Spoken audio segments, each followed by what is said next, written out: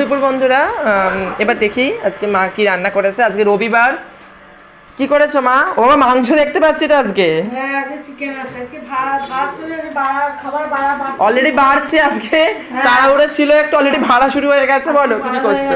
ভাত করেছি, ভাত ডাল করেছি, মুসুর ডাল, আলু ভাজা প্যাকেট হয়ে গেছে, প্যাকেট করা হয়ে গেছে। আলু ভাজা, ফুলকপি, আলু, কড়াইশুঁটি, ক্যাপসিকাম দিয়ে তরকারি করেছি।